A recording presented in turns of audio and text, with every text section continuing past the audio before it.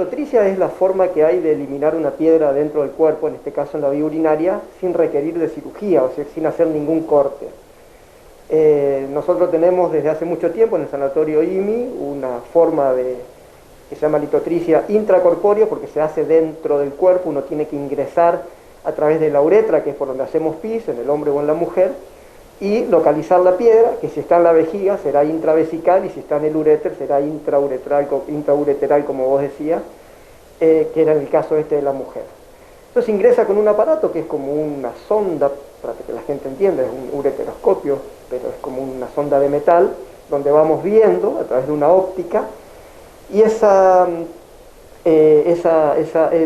equipo tiene un canal de trabajo que es como un orificio donde entra una varilla que es como un alambre finito y largo que está conectado en este caso a un equipo que genera un golpe neumático, igual que lo que se usa para romper el asfalto con martillo neumático y rompe el asfalto. Bueno, es la misma aplicación, obviamente trasladado a la medicina con todas las diferencias que hay, pero esa es la forma, una energía neumática.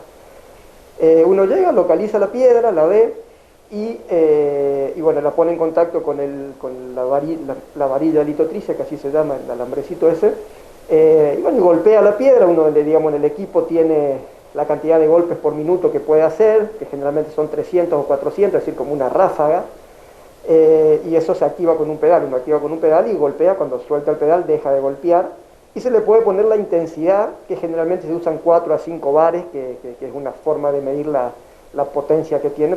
Tiene hasta 10, pero bueno, por ahí si uno justo golpea una parte porque la piedra se mueve o algo, puede lastimar el uréter, entonces con 4 a 5 bares de presión está bien.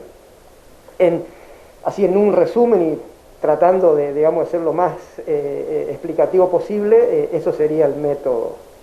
¿En qué casos específicos se puede aplicar esta técnica para que el paciente mejore? Bueno, se puede aplicar, digamos, las piedras en la vía urinaria pueden estar en el riñón, en el uréter, en la vejiga o en la uretra.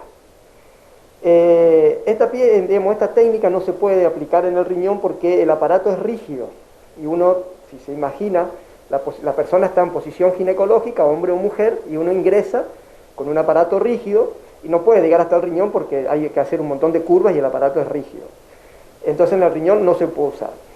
En el uréter tiene 3 partes para su estudio y tratamiento, que es la parte... El uréter tiene 30 centímetros para ser más exacto y más fácil.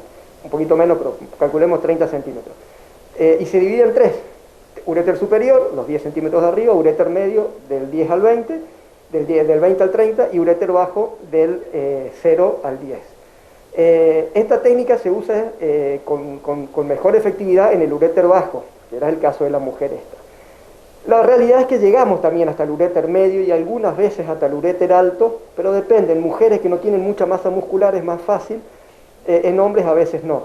Pero también la realidad es que por algunas cuestiones anatómicas las piedras o se traban a la salida del riñón o se traban en la parte baja. Obviamente que durante un tiempo transitan el uréter medio y alto, pero si uno espera, la piedra va a bajar al lugar donde sea más fácil de romperla.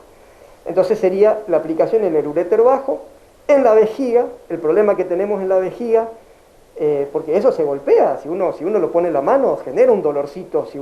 Entonces si uno golpea la piedra en un ambiente amplio, la piedra se mueve como si uno agarrara con un tinguillá y va tocando, entonces no es fácil. La piedra hay que apoyarla contra algo para de esa forma poder romperla. En el uréter está en una manguerita que es como la de un suero más o menos, ese es el tamaño. Entonces la piedra está quieta y está apretada por el uréter, entonces se puede romper. Y en la uretra, que es el conducto que va desde la vejiga hacia afuera, si se traba también se puede romper ahí porque, bueno, si bien es un poquito más grueso, tiene las mismas características que el uréter. ¿Esto es común? ¿Esta patología es común, aquí en nuestra zona? ¿Se observa seguido? ¿Esta intervención también se realiza a nivel privado de forma continua?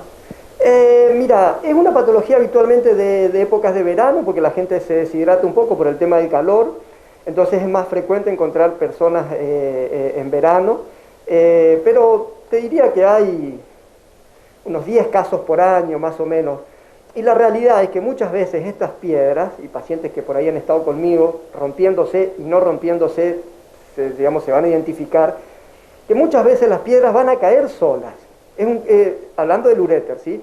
Es muy doloroso el cuadro, más que un parto, dicen las mujeres que han tenido un cólico renal y un parto, prefieren tener un parto y no un cólico renal, pero no tiene gravedad.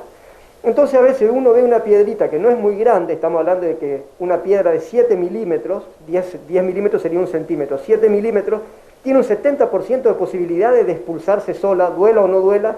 Entonces a veces uno le dice a la gente, si usted quiere esperar, ¿cuánto? Una semana, 10 días, 2 semanas, lo máximo que le puede pasar, que no sé si está bueno, pero no es grave, es que le duela. Y si no, le podemos intentar romper. Entonces, mucha gente dice, no, doctor, voy a esperar porque a veces no quiere hacerse el procedimiento y es entendible, nadie quiere entrar a un quirófano. Y a veces la persona expulsa la piedra sola. Capaz que si uno, cada paciente que encuentra, le dice, le vamos a romper la piedra, hubiera habido muchos más casos. Pero la realidad es que si uno espera y eso no va a generar ningún trastorno en el paciente, más vale que puede caer la piedra sola. En el caso de la mujer estaba con una falla en el riñón, por eso tenía un catéter, que el catéter es como una sondita que comunica el riñón con la vejiga para que todo lo que está en el riñón baje a la vejiga, y del otro lado tenía la piedra, que uno puede vivir con un riñón sin ningún problema, no está bueno perder un riñón, pero puede vivir. Pero bueno, en este caso, si la señora ya tenía problemas, bueno, la idea era resolverle eso para que el otro riñón pudiera funcionar normalmente, para que, bueno, mejore su función renal. Pero esa más o menos según la frecuencia que tenemos, no es una cosa rara, tampoco es de todos los días, pero bueno, la idea es tener el instrumental para poder resolverlo cuando hace falta. ¿Estaba a punto de diálisis esta paciente? En principio creo que se había dializado un par de veces, pero fue por otro motivo, digamos, no solamente porque el riñón esté tapado. O sea, cuando hay una falla en el riñón y el riñón se obstruye y la orina que el riñón forma no la puede eliminar, ese es mi problema, esa es mi especialidad. En un paciente que tiene cualquier obstrucción, yo tengo que resolverla. A veces hay pacientes que sus riñones no fallan por otras enfermedades, presión alta, diabetes, infecciones, que yo no tengo nada que hacer porque el riñón le está costando formar orina y eso ya no es mío. Esta señora, al tener el catéter puesto, tenía un riñón desobstruido, porque ese catéter hacía que toda la orina de ese riñón pudiera salir sin problema. Pero tengo entendido, porque fue una paciente que los médicos clínicos me presentaron, me mostraron, y bueno, y yo creo que recuerdo que le habían hecho 1 o 2 sesiones de diálisis. Cuando mejoró eso, bueno, le pasamos y le hicimos el cambio de catéter, que ya hacía como 6 meses que lo tenía puesto, y normalmente un catéter duraría 3 meses. Y bueno, y le solucionamos del otro lado para que tenga su otro riñón que le ayude a su función renal. Bueno, ¿estas intervenciones se van a reiterar en el Hospital de San Miguel en el futuro? Yo hablé con el director del hospital, que cuando él asumió, nos juntamos y él me preguntó, supongo que habrá hecho con todos los servicios lo mismo, me preguntó qué intervenciones se hacían en el hospital, cuáles no. Había algunas que no se hacían por cuestiones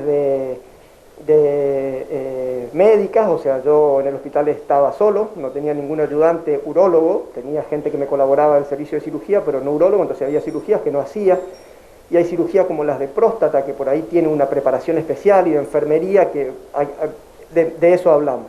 Y ahí cuando hablamos de este tema, y teniendo en cuenta la gran predisposición que tiene hoy el hospital a través del director y el director adjunto, y bueno, con el ministro, también con el doctor Alarcón, que fue el que reactivó la urología acá hace unos años, cuando vino otro urólogo, fue el doctor Cabrera.